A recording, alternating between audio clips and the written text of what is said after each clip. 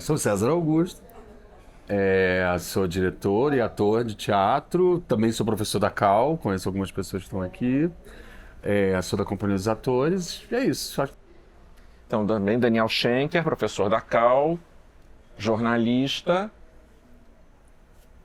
Tá bom, não tá? Então eu vou falar um pouquinho deles, que eles são tímidos. O Daniel também é crítico de teatro e cinema, né? É um grande estudioso dessa nossa área. E o César, curador do Tempo Festival. Enfim, todos os dois têm uma trajetória muito maior do que falar. E aí vocês podiam falar de onde vocês são, de que escola, enfim, se são de escola ou não. Fala assim um grupo, não precisa falar um por um, não. Unirio? Bacana. Cal, Unirio. FRJ, legal. Residente da série. Residente da sede. Aqui também, residente da sede Unirio. Bacana. Então, ótimo. Então, é o seguinte, a nossa ideia hoje com esse bate-papo é um pouco falar sobre essa junção que durante a pandemia aconteceu do teatro com o audiovisual, né? Foi uma coisa que aconteceu na emergência das pessoas. Muita gente tinha projeto que estava em andamento, que teve que interromper e rever esse projeto. Mas ao mesmo tempo também muita gente criou a partir dali coisas novas, né? A gente tinha uma necessidade de colocar nossas ideias, também de sobrevivência, muita gente. Tivemos algumas empresas como o Sesc São Paulo e o Itaú que fizeram um movimento bem forte, bem ágil, para que a gente pudesse exercer a nossa profissão. E no meio dessa história, eu e Nanine e Camila tínhamos um desejo. Nanine e Camila tinham um desejo há muito tempo, desde os anos 70, de montar esse texto. Esse texto foi o primeiro texto que a Camila Amado representou, na verdade. Ela fez como atriz aos 18 anos. E desde os anos 70 que a gente tem vontade de fazer essa montagem. Mas nunca rolou. A data dos dois não coincidia. No meio da pandemia, a gente pensou, bom, que talvez esse fosse um bom momento. Um espetáculo de 2 atores, a gente realizaria esse trabalho e estaria se expressando de alguma forma. E resolvemos, em 2020, montar as cadeiras. Nós vimos que tínhamos que fazer os 2 formatos. Por causa da pandemia, a gente queria apresentar o projeto ainda imediatamente. Então a gente resolveu que a gente ia ter uma versão audiovisual e uma versão ao vivo. A audiovisual não era teatro filmado, era um audiovisual de estúdio, como é o que vocês viram hoje. Na verdade, a gente queria manter o teatro, deixar o teatro presente, mas no audiovisual. E a gente ensaiou durante o ano de 2020 como teatro, como se ensaia teatro, ficamos prontinhos, e em janeiro de 2021 nós filmamos em 10 dias, porque eles estavam muito prontos, porque é a preparação que o ator de teatro tem, que toda a produção de teatro tem.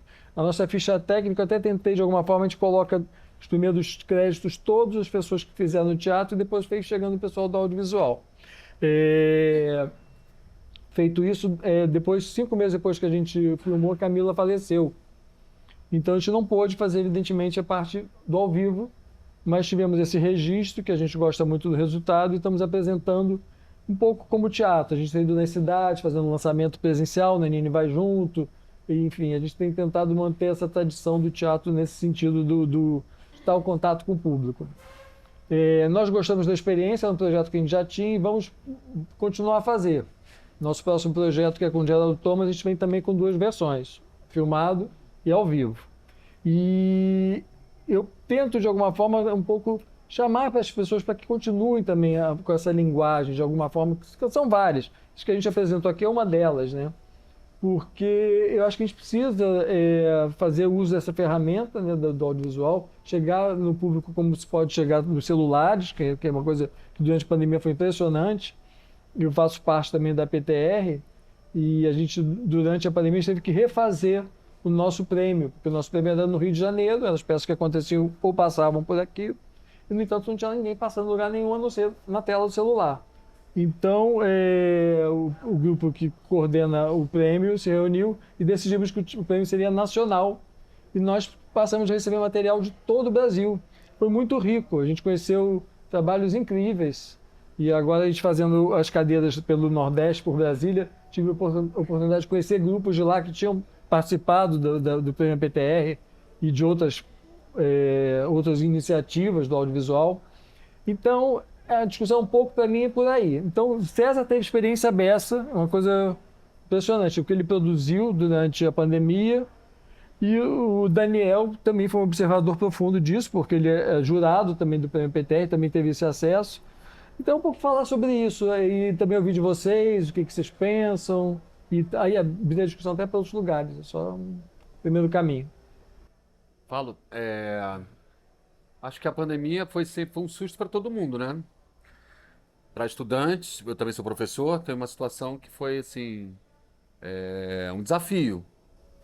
No caso, como professor, de um dia para o outro as coisas passaram para ser online. Como a gente ia conseguir fazer esse tipo de trabalho pedagógico, ao mesmo tempo que tipo de influência a gente poderia ter, como se estivesse numa sala de trabalho, né? Na verdade, eu trabalho como professor nas montagens da Cal.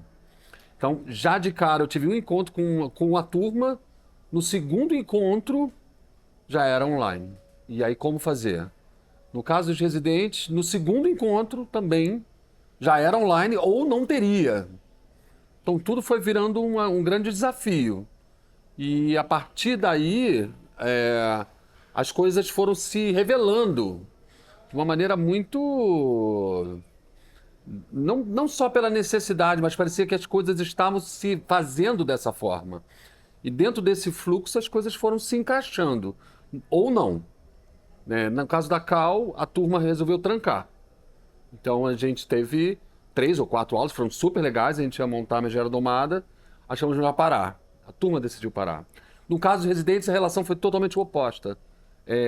A gente criou uma espécie de fidelidade entre todos, porque na verdade eram aulas pagas, a residência tem um lugar, né, de um apoio financeiro de quem faz. E aí a gente zerou essa ideia, falou assim, vamos ver o que dá. Como uma experiência, como um suporte de experiência para todo mundo, tanto para quem, de alguma forma, estaria sendo o mentor da coisa, como para quem estava participando dessa experiência de residência. E foi muito interessante. E normalmente os encontros são semanais, às segundas-feiras. Nesse caso, ele começou a ser a semana inteira. Viva a Camila! Passou a ser a semana inteira, a gente passou a nos frequentar como se fosse um trabalho diário. E acabou que resultou numa obra em 4 capítulos, em cima do Cal Valentim. E virou Cabaré Valentim, que foi indicado para o prêmio PTR, e as coisas foram meio que se desenvolvendo. Por outro lado, como ator e como diretor, muitas coisas também aconteceram. Eu acho que eu produzi 14 trabalhos em menos de 2 anos. E as coisas foram acontecendo à medida que as vontades foram surgindo. Primeiro porque existia um aporte financeiro que podia ajudar a gente a fazer uma criação e como trabalhar com esse tipo de criação, e outros pela vontade de estar junto, né? E em suportes diferentes. Então, eu criei coisas no Instagram, eu criei coisas no YouTube, quase tudo foi YouTube, mas a primeira experiência que eu fiz foi no Instagram. E era uma leitura com o Márcio Vita, que é o Zecar, que falou, a gente quer fazer esse texto, que era o Veneno. E, na verdade, a gente trabalhou como se fosse um ensaio. Na verdade, ficou 2 meses ensaiando online, né, aquela fase pandêmica mesmo, ninguém saía de casa. E a gente se encontrava, lia e começou a se pensar assim, como a gente consegue elaborar isso para poder ser visto, porque isso é muito interessante. Mas não só com aspectos de leitura, mas trabalhando com o suporte, né, vamos chamar assim, desse meio que seria o Instagram, que também é um aporte, é um apoio, um suporte audiovisual. E foi muito interessante. E a gente começou a quebrar, eu não sei muito bem falar sobre isso, mas as ferramentas do Instagram, então coisas pré-gravadas a gente conseguiu botar dentro. Então começamos a criar uma lógica muito própria para poder criar o nosso trabalho. Então a partir daí cresceu uma nova narrativa. E isso foi muito interessante, assim, foi muito inspirador. Parece que uma coisa foi contaminando a outra. E contaminando é uma palavra boa até. Foi entrando nesse sentido de que parecia que a gente estava descobrindo coisas e essas coisas sustentavam as nossas próprias experiências. Tá bom, também foi uma forma também de cobrir o tempo ocioso. Mas ao mesmo tempo era um lugar de uma criatividade enorme a partir de ferramentas que a gente não teria, a princípio, porque eu não sou do audiovisual. E foi interessante. E a gente foi ganhando aí uma certa expertise das coisas que nós tínhamos em mãos. Que talvez você consiga falar até melhor. Mas o que não seria usável a princípio no audiovisual, parecia que era muito rico para a gente. Né? Vamos chamar quase de um low-tech, né? Então, você vai descobrindo aquelas ferramentas quase bobas, mas que elas começam a fazer sentido dentro dessa criação. E a gente começa a perceber que, não, o som é muito necessário. Por exemplo, as imagens, elas podem ganhar várias texturas, mas o som é muito bom. Tem que ser muito bom para criar essa fruição com o público. A gente foi criando lógicas. E a partir desse momento a gente começou a ver que tinha interessados também em ver, porque também estavam na mesma situação de uma certa ociosidade. Mas me parece, assim, até revendo os trabalhos que a gente fez, muita coisa me parece ainda não só criativa, mas interessante para ser vista, né? Então concordo com o Nando que abriu-se uma porta aí, que aparentemente só poderia ser para uma espécie, né? Ou espécie não chama, mas para pessoas que teriam um know-how para se trabalhar com isso. E houve uma certa democratização dessas ferramentas. Isso é uma coisa interessante para todo mundo, porque está nas nossas mãos, parece estar mais próximo. Né? Normalmente os orçamentos eram muito maiores e tudo mais, você começa a ver, não, dá para fazer uma situação doméstica, a princípio, criações que têm uma notoriedade como obra de arte. Né? Parece que a gente voltou um pouco aos anos 70, das experimentações em vídeo. E foi muito inspirador, a palavra é essa. E, ao mesmo tempo, agregador, porque fazia com que nós estivéssemos pensando no momento onde, aparentemente, nós teríamos que estar isolados. Então, isso foi, na verdade, uma resposta artística a tudo isso. Eu começaria assim a falar. Agora vamos, Daniel, falar um pouquinho.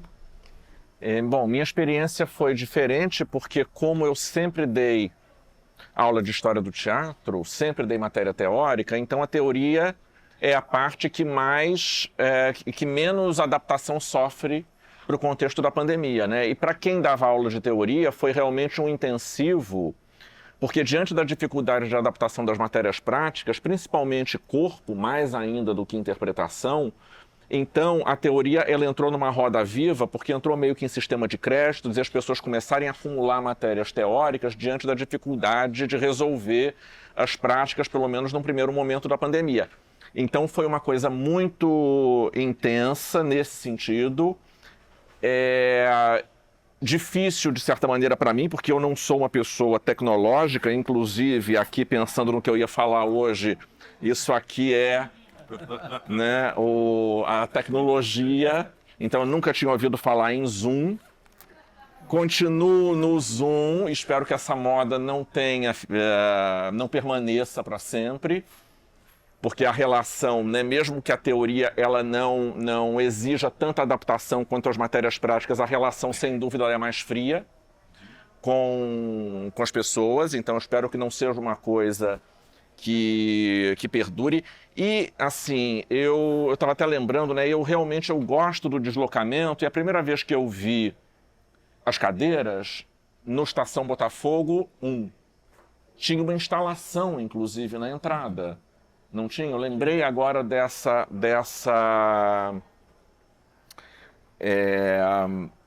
instalação.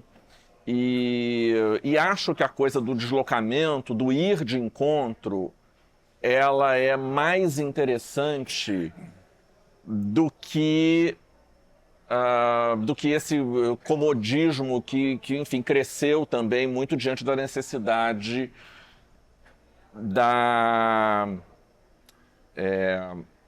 pandemia. E durante todo esse período, né, eu vi muito, quer dizer, teve o teatro possível, né, feito durante esse período, né, o teatro feito em vídeo, e aí, enfim, as pessoas até discutindo, é teatro, não é teatro, mas eu acho que, na verdade, não importa, é o teatro que foi possível fazer durante esse período. E eu me lembro que chegava, né, justamente na hora do Prêmio APTR, de ver centenas de trabalhos feitos virtualmente, e uma experiência interessante como proposta de linguagem, mas pelo menos para mim, mais exaustiva do que o ao vivo. Quer dizer, o ir de encontro, ir a cada lugar assistir, para mim é menos cansativo do que ter centenas de trabalhos para ver na tela do computador. Né? Eu não estou de maneira nenhuma falando mal disso, acho que é muito bom que tenha acontecido, é como era possível fazer durante esse período, mas eu realmente prefiro a interação ao vivo.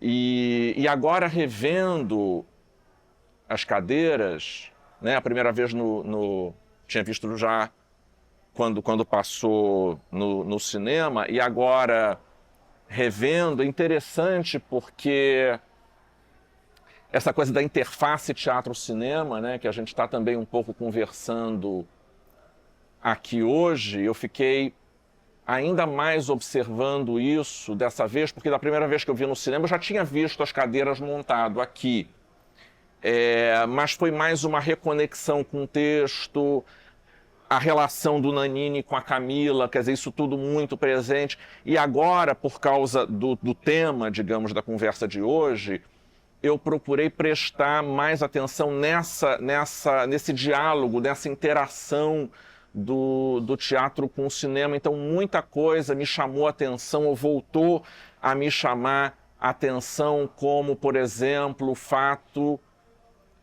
de ter uma proposta de espacialidade e, ao mesmo tempo, em vários momentos, parecer que eles estão sozinhos, porque você tem o fundo preto e eles, então parece que não tem nada, mas em outros momentos descortina e revela que tem.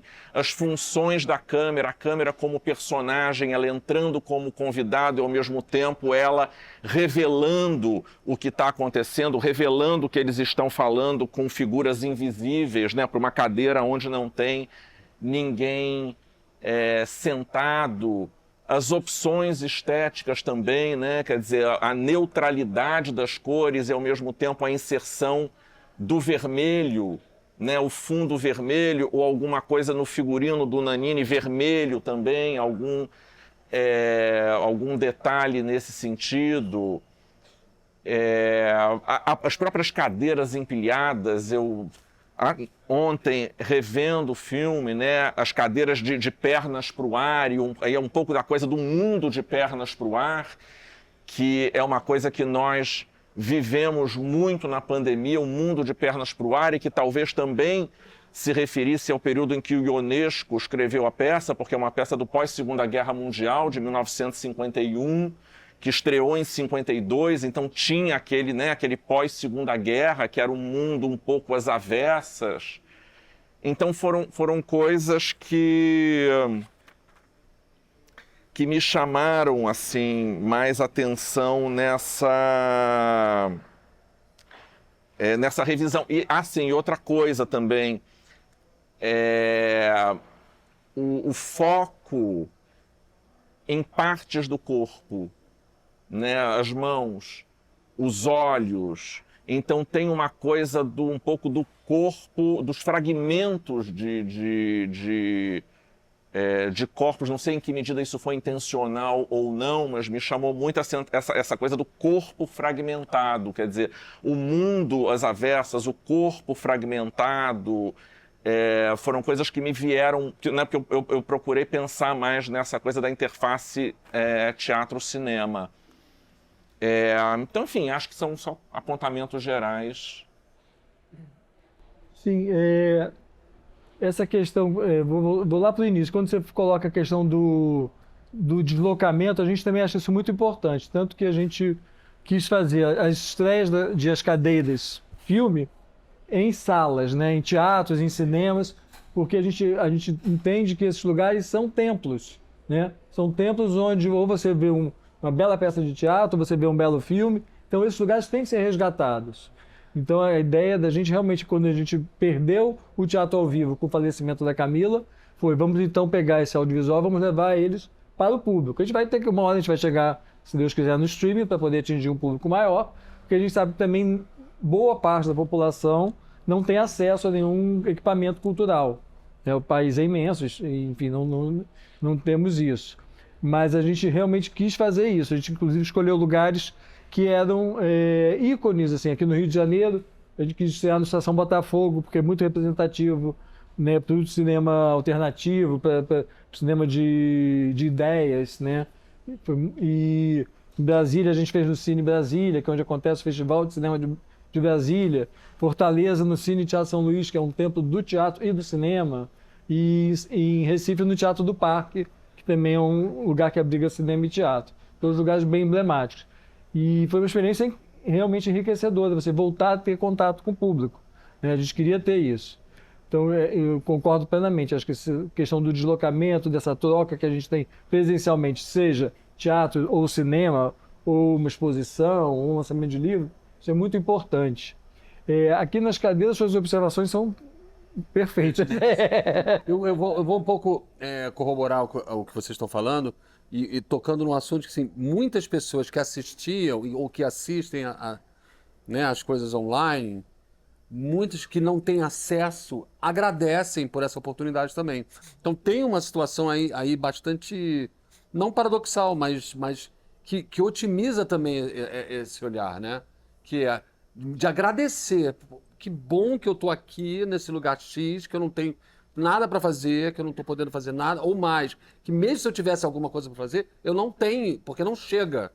Então existe também um aspecto não sei se do acesso à democratização, mas realmente chegar mais perto, uma série de trabalhos que não chegariam.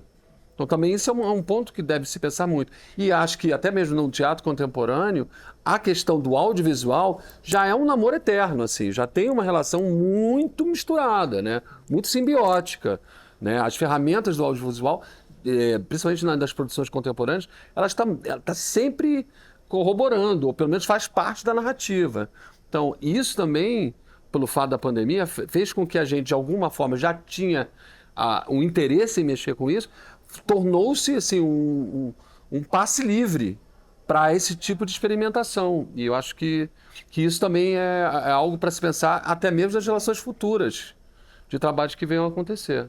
E às vezes com suportes diferentes, né? Vários trabalhos, sei lá, não era só feito, né, para o computador, para assistir naquela telinha ali no suporte, naquele quadrado daquela janela. Ultrapassando isso, né? Com outras formas de interatividade, né? Que você recebe por WhatsApp, aí isso faz você entrar. Tinha algumas narrativas muito bem urdidas e que só poderiam ser feitas, talvez, porque nós passamos por essa fase. E tem uma coisa também que o texto teatral, né, dos grandes autores, principalmente desses caras que falam do homem, né, da humanidade, né, do ser humano, eles são eternos, porque eles, né, tanto faz, você vai montar em qualquer época. E volta e meia eles servem a um novo veículo, como aconteceu na TV no passado, né, e também até mesmo no cinema, e agora, nesse momento das nossas redes sociais e do YouTube, ele também pode voltar a alimentar muito isso. Então, eu acho que a ideia da gente é manter isso. E aqui nas cadeiras, o que a gente procurou sempre manter foi essa visão do teatro, do olhar do espectador mesmo. O tempo todo eu pensei no olhar do espectador, para onde que ele vai. E a gente tinha dois atores muito expressivos, não só no que eles falam, mas como eles agem, né? O corpo do Nanini e da Camila nos dizem muita coisa. Então, imediatamente eu conversei com o diretor de fotografia sobre isso, e eram dois diretores de fotografia que entenderam perfeitamente.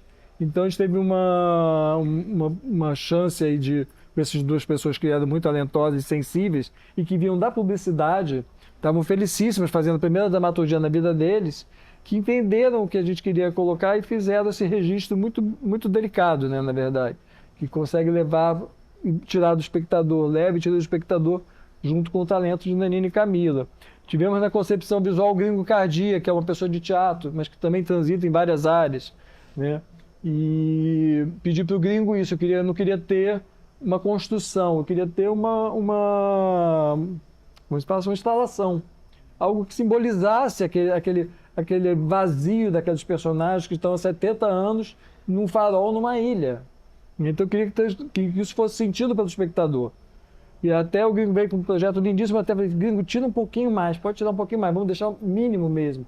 E foi isso, quando as cadeiras chegaram, a gente só conseguiu cadeira com 2 travas nas costas. Aí tiramos a do meio. A gente queria um mínimo de interferência, porque a solidão desses 2 personagens e o quanto que eles se amam, se alimentam nas suas necessidades de se fazer companhia um para o outro, que isso fosse sentido do espectador. E acho que a gente conseguiu trilhar esse caminho de alguma forma, assim. Eu concordo. Eu acho que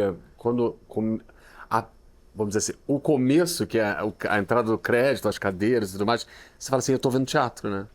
Entra a música, extremamente, né, teatral, operística e tal, atores naquele lugar, né, que é um palco, né, um cenário teatral, e você fala assim, e eles se deslocam, uma cadeira chega para o lado, a outra chega para o outro, você fala assim, meu Deus, é puro teatro, né? E você não está vendo como a interface do teatro, mas não tem como tirar a sensação de que você está vendo a teatralidade da sua frente. Não, e ouvindo vocês falar, me veio o seguinte, que o cinema, num certo sentido, salva da morte. Porque o teatro está ligado à ideia de morte, e isso é para ser assim, essa é a especificidade do teatro no sentido do efêmero, né? De que aquela apresentação que você fez hoje morreu. Você amanhã você pode fazer melhor, mas igual a como você fez hoje, repetir você não vai. Não tem repetição em teatro. Então tem aí uma morte colocada. Aquela apresentação eu acho que morreu para sempre. Amanhã terá outra que pode ser melhor. E aí quando você tem o cinema, quer dizer, aquilo está registrado. Talvez aquilo esteja congelado, mas aquilo tá salvo, num certo sentido, da morte. E é diferente, um trabalho com as cadeiras é diferente do registro, que é uma coisa fundamental, que é o registro do espetáculo. Inclusive, como pesquisador, esse é um problema muito sério, porque não se dava importância, até o passado recente, à qualidade do registro. Então, muitas vezes você vai estudar alguma coisa, algum espetáculo, algum período, e ou você não tem o espetáculo registrado, e aí todo o estudo se dará a partir dos materiais de pesquisa do espetáculo, ou então o registro é precário. Agora, isso é uma coisa, é a qualidade do registro. Outra coisa é um projeto como as cadeiras que é pensado nessa relação artística e expressiva do teatro com o cinema. Porque aí você tem a coisa de salvar da morte, né, a obra, e ao mesmo tempo alguma coisa que foi concebida artisticamente, quer dizer, que vai além da importância do registro. Exatamente. Isso é outra coisa para se pensar muito fortemente, porque você não deixa de ser teatro, você tem uma outra camada, né, sobre aquilo e que contribui para aquilo, porque se você ficar também vendo aquela câmera VHS parada ali e o teatro acontecendo, os atores desse tamanho, também o teatro não está ali, ele não está ali nunca, né? É como se tentar pegar um peixe ensaboado, né? Não tem, você vai tentando ali das diversas formas. Então, eu acho que o atributo, o audiovisual nisso, é mais uma forma de se chegar junto, né? Na experiência que eu tive com os residentes, a primeira foi totalmente audiovisual.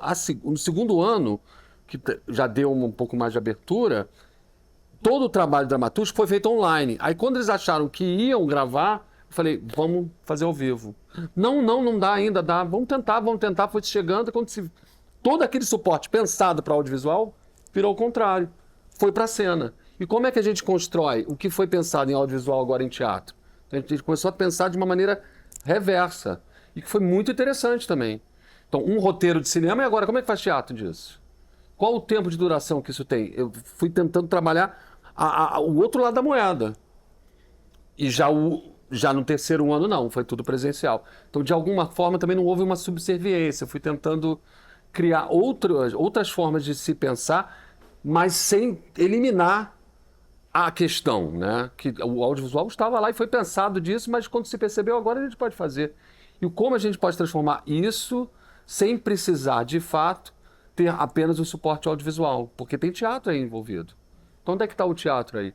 Então, essas questões são muito interessantes para você elaborar e desenvolver um projeto, principalmente na situação onde a gente estava, né? Ou talvez ainda esteja, no sentido de que parece que a gente ganhou um crédito nesse sentido, sabe? Jamais foi se pensado na possibilidade de quem faz teatro, ou quando era uma exceção, ou uma aventura.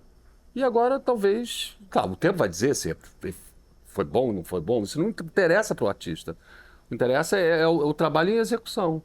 E talvez a gente tenha recebido essa possibilidade, que não teria se não houvesse a pandemia.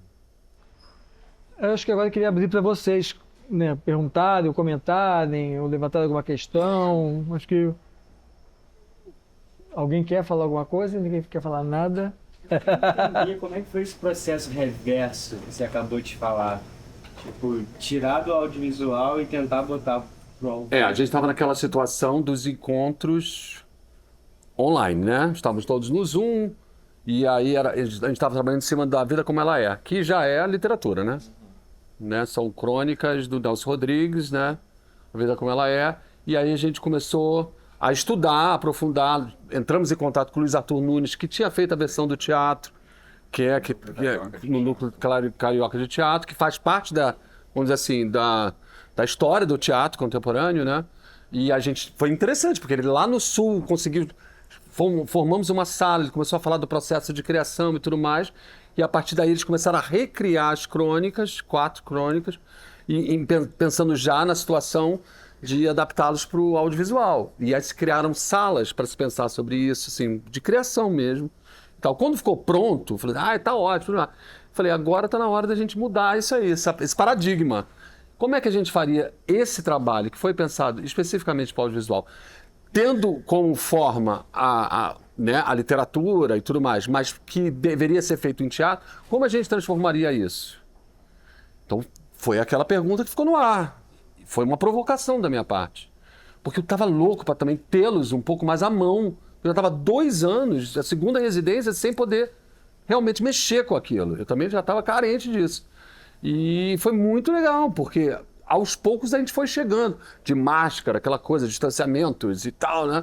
E a coisa foi crescendo. E mais do que isso, foi se criando uma nova lógica para se pensar em como transformar esse, né, gênero narrativo, esse lugar onde né, o audiovisual está inserido, no dramático, né? No aqui e agora, nesse lugar onde a morte está, onde acaba naquele momento. Como é que a gente faria isso? E essas perguntas foram norteando o processo de criação em cena. Foi muito interessante. E acabaram que fizeram 3 ou 4 temporadas. E as peças estão aí. Às vezes apresentam, fazem, tudo mais. Já são deles, fazem isoladamente. Mas uma ficou no audiovisual, né? Ah, e uma ficou no audiovisual, é verdade. Uma ficou no audiovisual. Boa, é verdade. Eu acho que... Eu te respondi? Eu acho que se a gente ainda está... Obviamente, sei lá, se a pandemia passou ou não passou, pelo menos a gente não está na situação tão terrível como a gente estava. Mas eu volto a dizer que essa experiência talvez tenha esgotado por um lado lá, concordo com ele. Inclusive fiz a pós, ele foi meu professor da pós online. Foram, sei lá, 2 anos quase de aulas diárias e tal. E talvez a gente tenha se desgastado muito por estarmos fazendo excessivamente esse tipo de trabalho. Mas, ao mesmo tempo, também eu acho que abriu-se aí um lugar de possibilidade de criação, de fato. E sem receio, assim, para onde isso pode levar, assim. Também cabe a um olhar que não é nosso, né? Talvez seja um olhar crítico ou da própria história do teatro. Mas me parece que ficou mais... Tivemos mais acesso e com a possibilidade de quebrar tudo.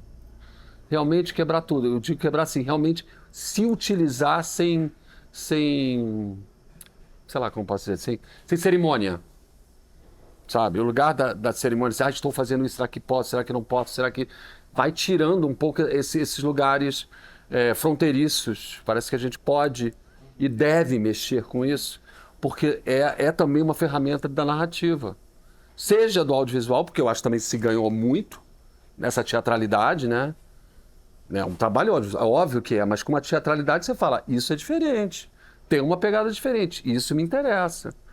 E vice-versa também, para o lado do teatro.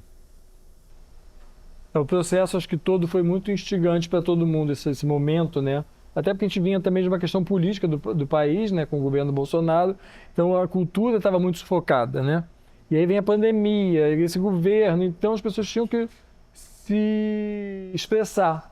Ontem a gente teve um outro bate-papo com a Carmen Luz, e ela lembrou que um dos primeiros trabalhos que ela viu lá no Prêmio PTR foi o Grupo Galpão, que é um grupo de raiz teatral, assim, até o último fio do cabelo, fazendo audiovisual, né? E quanto que aquilo era instigante, porque existia um desconforto, mas também uma ousadia, né? Uma tentativa.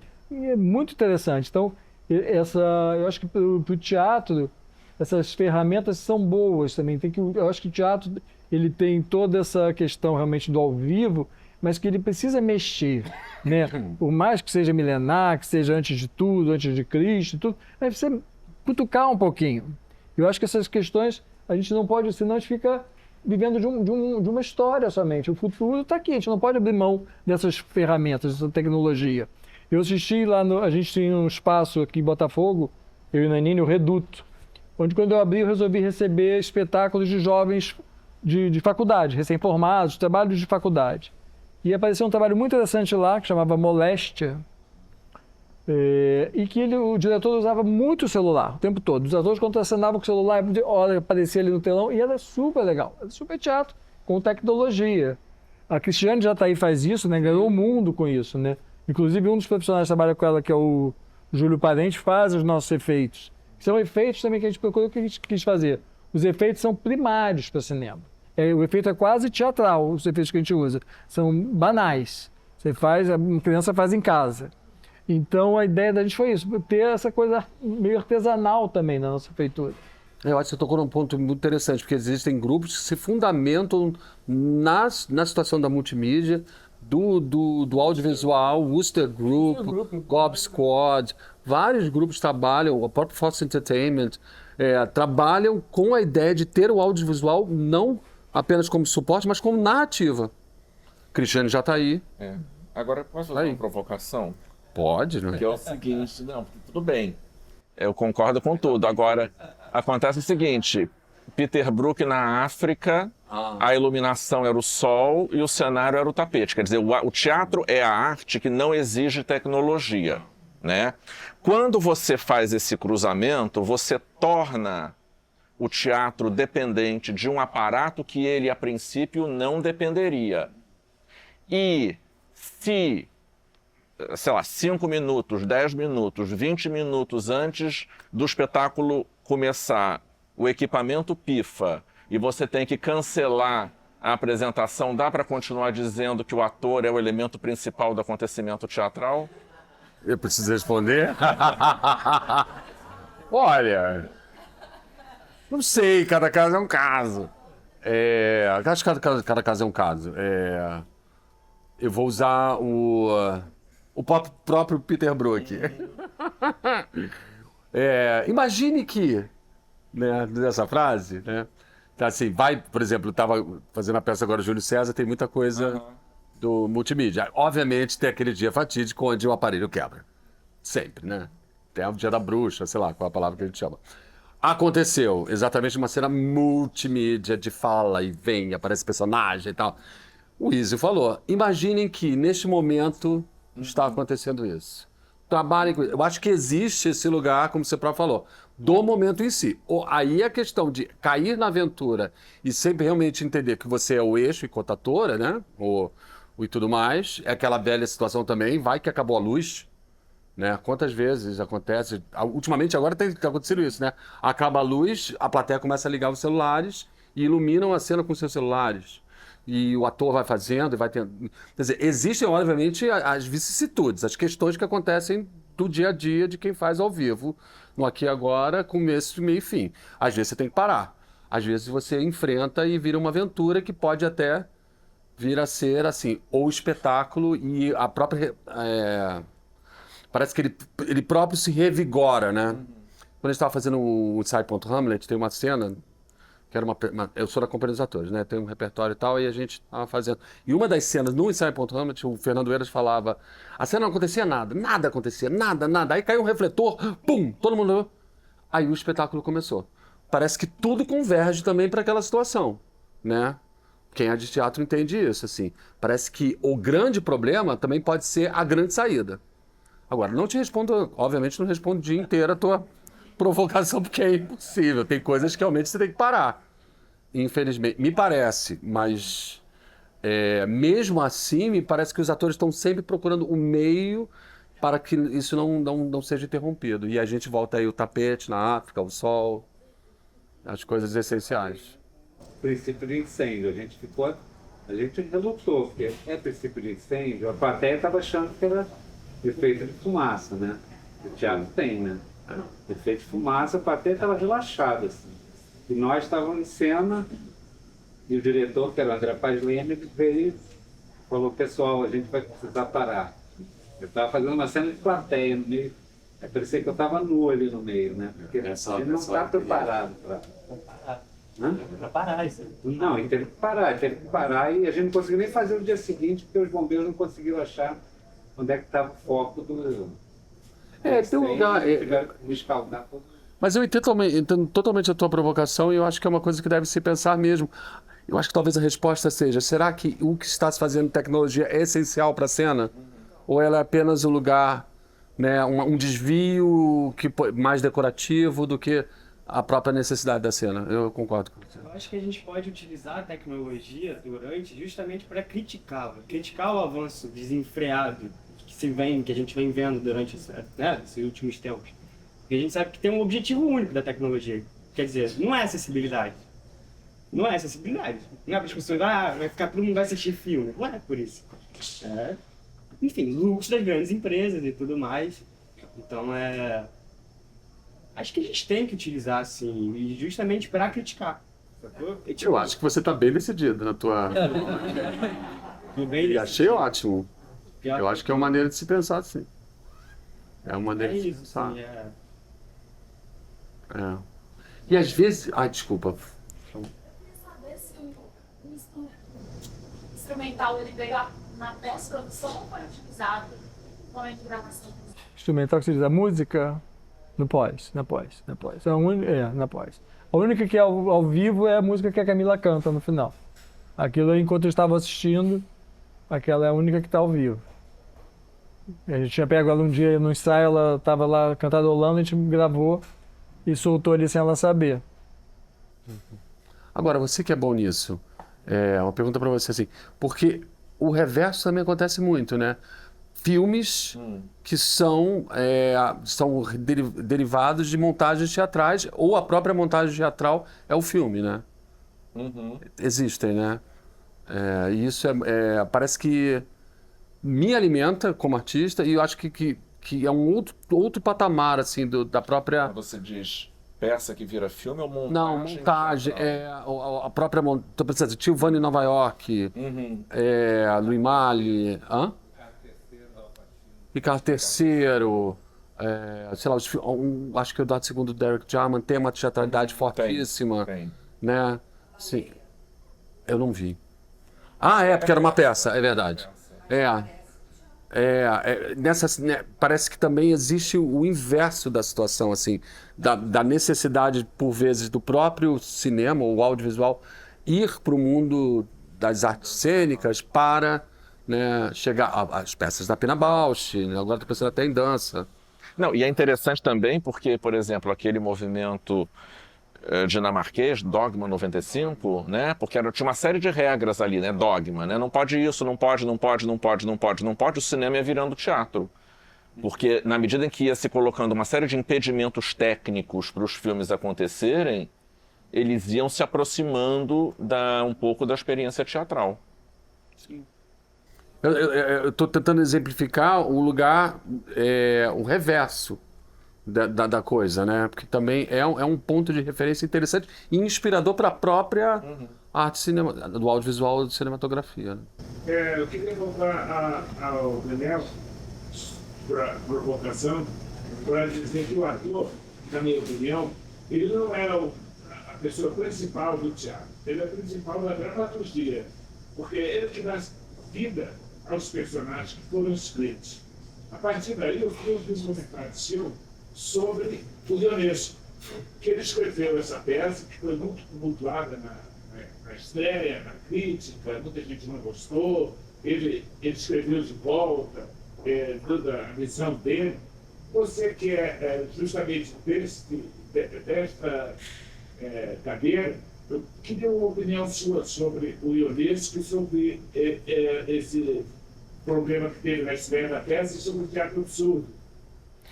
A peça estreou em 52 e foi um fracasso, né? E eles, inclusive, ali colocaram dinheiro próprio, não foi quase ninguém, pouquíssima gente. E aí depois, 4 anos depois, fizeram com a mesma atriz. E aí, acho até que num lugar mais destacado de Paris. E aí a coisa aconteceu. Né? Eu acho que, eu não sei se tem a ver, porque é a história do que se chama de teatro do absurdo, de não realismo, que na verdade, num certo sentido, é mais real do que o realismo, né? Quer dizer, é mais real do que aquele teatro em que tudo parece fazer sentido. E se a gente prestar atenção, faz tanto sentido que na verdade não faz sentido, porque não traz o ilógico da vida. Mas eu imagino que tenha gerado um estranhamento, e é interessante porque o Ionesco foi muito comparado, quer dizer, uma comparação feita aqui no Brasil, a um autor brasileiro anterior e também marginalizado, que foi o Corpo Santo. Se fez muita comparação entre o Corpo Santo e o Ionesco, com a diferença de que o Ionesco tem ali um contexto histórico específico do pós-Segunda Guerra Mundial. Mas o Corpo Santo, na época, ele causou assim muito espanto, porque ele destoava de tudo. Ele era um autor do baixo cômico, com uma influência medieval, com uma estrutura de textos sem linearidade, sem a estrutura causal entre as cenas. E aí depois, com o Ionesco, se fez muito essa articulação. Mas eu imagino que o eventual fracasso, ocasional fracasso desses autores esteja ligado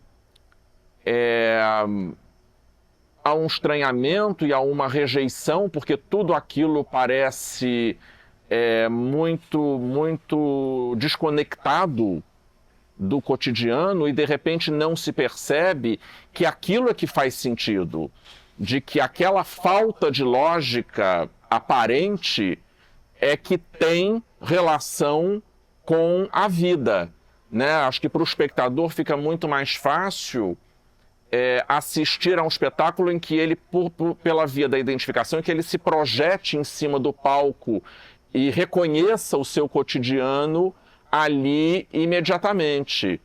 Fora os temas espinhosos que o Ionesco está colocando.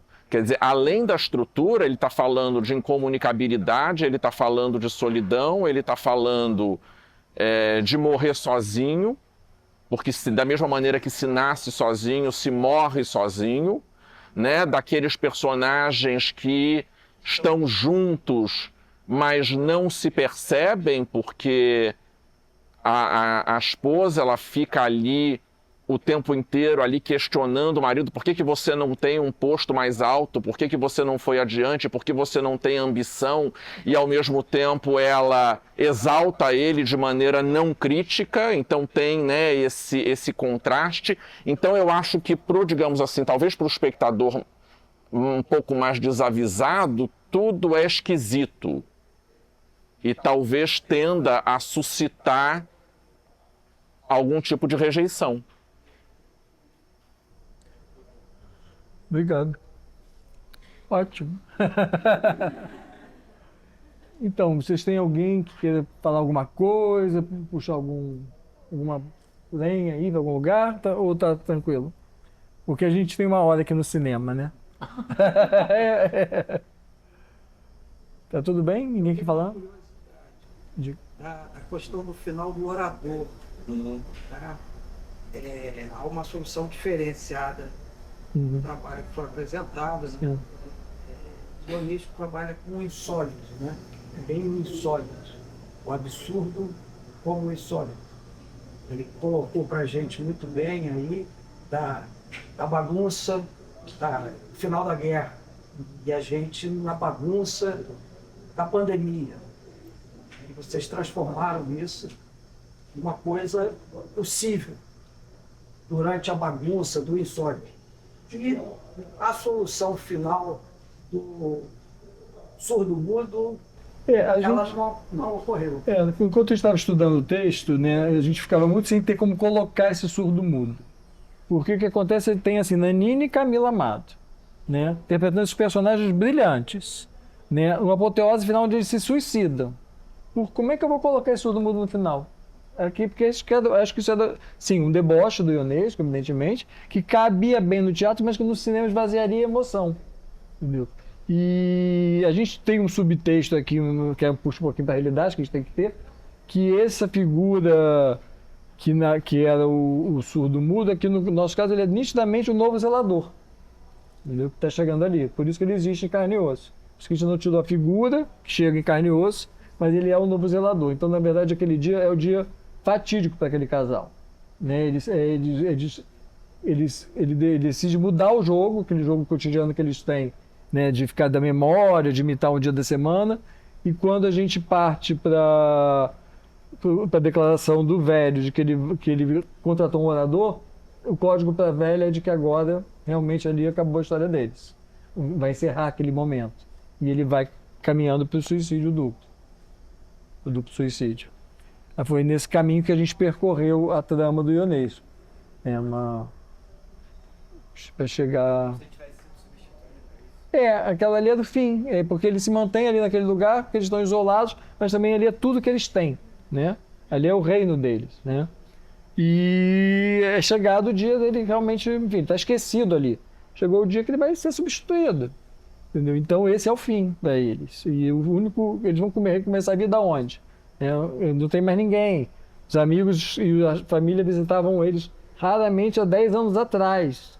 Quer dizer, 10 anos que não tem contato com ninguém. Então a gente foi alimentando isso para construir essa história dessa forma.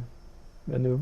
A gente dá essa, digamos, mais drama mesmo, para poder chegar ao suicídio final. Porque realmente a gente não tem o que teria talvez a dinâmica de um teatro ao vivo, né? Dessa brincadeira. Então a gente achou melhor, digamos, levar a sério, né? Vamos lá, vamos partir para essa situação de verdade. Foi essa a nossa opção. Respondi. Foi difícil decidir por isso, mas a gente discutiu bastante, enfim. Teve... Acho que toda a vontade... Você falar? Tem uma dúvida. Que é quando eles falam do filho. Que ela fala que eles têm um filho, ele fala que eles não têm um filho. Eu queria poder entender melhor. Pergunta de um milhão. É porque não é muito para entender, né? A verdade é porque cada um tem a sua verdade, né? A gente vive assim. Na verdade, o que o Daniel coloca, quando fala da questão do teatro absurdo, na verdade é o hiperrealismo. Na verdade, você pegar uma lupa e colocar na cabeça de cada um, entendeu? E ali vai muito isso, né? Na verdade, muitos momentos você está vendo realmente o que está acontecendo, outros é a cabeça de cada um. Tem aquele momento quando eles estão tumultuados, com muita gente que chega, um pouquinho antes, tem a hora que ele está arrumando a sala, suposto receber alguém, mas o que está acontecendo? Isso é na cabeça dele? Entende? A confusão é essa mesmo. A ideia é misturar o que é... Como é o ser humano, a gente está o tempo todo pensando mil coisas, né? Quantos filhos você já não teve? Eu também, enfim... nesse caso, essa história, né? Posso fazer um paralelo daqui com ali, que é a construção narrativa está em quem constrói. No teu caso, você optou, junto com a tua equipe, com a criação, estou fazendo isso aqui não é necessário para meu discurso. Isso aqui pode ser cortado porque, na verdade, qualquer construção cênica, qualquer montagem e tudo mais, você tem esse livre-arbítrio de poder construir a tua própria narrativa. Por isso que as coisas são diferentes. E no teu caso também, é a mesma forma de construção, né? De como você absorve, né? Enquanto espectador, né? Recebendo, né? Lugar literalmente de quem recebe, de quem envia, você percebendo esse lugar e decodificando a mensagem na sua narrativa interna. Aí é que nasce a construção, seja ela qual for. No caso do absurdo, obviamente vão ter milhões de caminhos para você poder construir. E na criação, ou na gente, durante a criação, melhor dizendo, é isso. São opções. Você tem que optar, porque a gente perdeu textos incríveis, mas não dá para fazer um texto desse tamanho, do tamanho que é as cadeiras integral no filme. Porque ele já é muito falado. O cinema é o contrário, cinema é imagem, né? Então a gente já foi contra a maré jogando texto. Então se a gente colocasse tudo, a gente teve que abrir mão de várias passagens que funcionariam bem no teatro que no cinema não.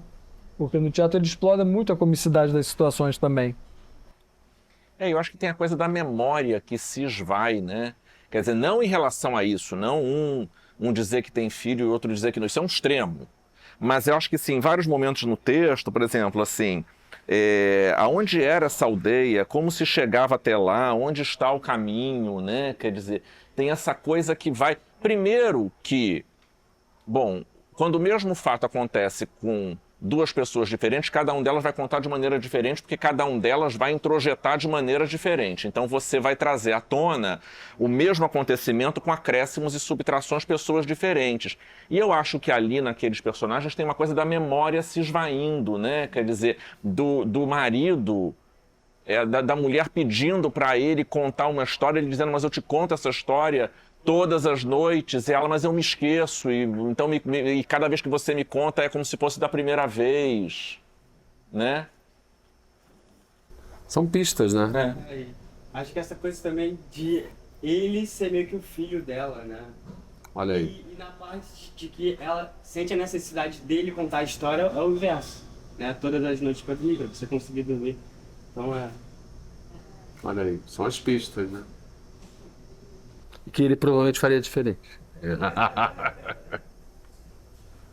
Gente, É então... engraçado que o Onesco, ele tem, nesse caso, eles têm uma rotina que sustenta, que vai, nessa peça, parece que está terminando ali, né? Vai ter um desfecho, né? E, por exemplo, a lição, a rotina não sai dali, ela termina voltando ao início. A peça, e você não tem nenhum escape ali indicado por ele. E de outras peças, eu lembrei muito da Agonia do Rei, que é a última peça que ele escreveu, e que também é uma coisa assim, é um reino infinito, de um rei imortal, que parece que vai começar a virar mortal. E ele escreveu depois de uma passagem dele no hospital, que ele quase morreu mesmo, né? E aí ele faz uma peça para realmente sair do infinito, sair do imortal, e ter uma mortalidade, né, digna de fazer essa passagem. Uma peça linda, também extremamente problemática, porque as pessoas não aguentam muito, porque é morte o tempo todo, o tempo todo ele falando, agora eu vou morrer, agora eu vou morrer. E é difícil de também, como... Aí fica um absurdo as pessoas pegarem isso, né? Eu acho que essa peça tem muito a ver com a Agonia do Rei nesse sentido, né? Porque eles estão ali no fim, né, anunciado, que eles estão segurando para não perder, né? E eu acho que o Ionesco trabalha esses dois lados, né? Tanto de uma coisa que parece que vai sair e volta, e aí a crítica é que você está preso ali, quanto dessa coisa que parece que não tem saída e uma hora começa a se desfazer, desmanchar de certa forma. Gostei de ver, eu não conhecia o texto. Foi um texto que eu estava para ler há anos. Bom, fechou bem. Gente, acho que então vamos ter que encerrar. Vamos para um próximo papo. Na verdade, assim, isso que é uma coisa que eu queria falar. A gente tem nas leis de incentivo uma contrapartida social, cultural, e que eu sempre acho ela muito mal aproveitada, né? A gente está sempre recebendo umas vans que vêm não sei da onde, com as pessoas que nem sabem que estão indo no teatro. E eu sinto muito falta dos estudantes das artes estarem dentro dos teatros, dos cinemas. E o que a gente tentou dessa vez, junto com a Ana Clara e com a Carol que trabalha com a gente, foi chegar até vocês. Então a Ana está tentando pegar o contato de vocês para que esse ciclo continue. Não só com a gente, mas com outras produções.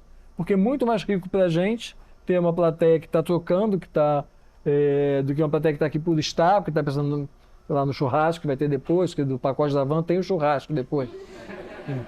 E tem.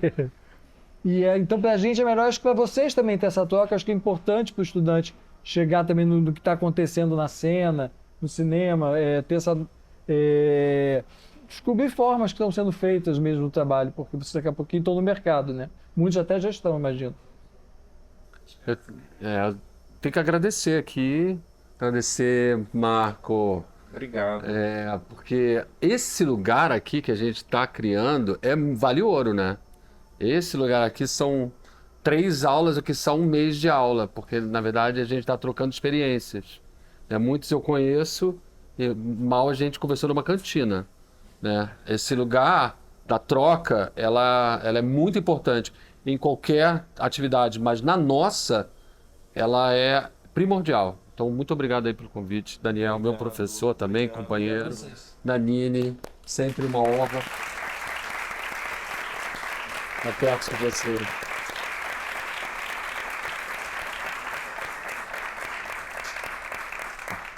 Então, espero encontrá-los em breve.